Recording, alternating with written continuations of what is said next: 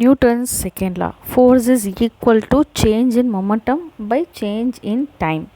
இதில் என்ன ஃபஸ்ட் லாவில் நம்ம என்ன சொன்னோம் அப்படின்னா, ஒரு பொருளோட ஸ்டேட்டை மாற்றுறதுக்கு, நிலையை மாற்றுறதுக்கு, ஒரு பொருள் வந்து ஓய்வு நிலையில் இருக்கலாம் அல்ல இயக்க நிலையில் இருக்கும்போது அதோட ஸ்டேட்டை மாற்றுறதுக்கு நமக்கு ஃபோர்ஸ் தேவைன்னு சொல்லியிருக்கோம்.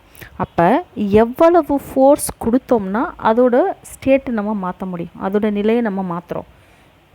பை சேஞ்ச் இன் டைமை பொறுத்து நீ எவ்வளோ ஃபோர்ஸ் கொடுத்தனா அதோட மொமெண்டமை நம்ம சேஞ்ச் பண்ணுறது அப்படிங்கிறது தான் இந்த நியூட்டன்ஸோட செகண்ட் லா. ஃபார் எக்ஸாம்பிள், ஃபேனை நம்ம 1ல் வச்சோம் அப்படின்னா கொஞ்சம் காற்று வந்து எப்படி இருக்கும், கொஞ்சம் லைட்டாக தான் இருக்கும்.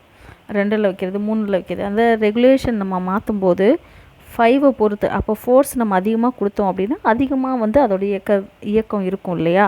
அதை தான் எவ்வளவு ஃபோர்ஸு ஒரு பொருள் மேலே ஆக்ட் ஆகுறது அப்படிங்கிறத மெஷர் பண்ணுறது தான் நியூட்டன்ஸோட செகண்ட் லா.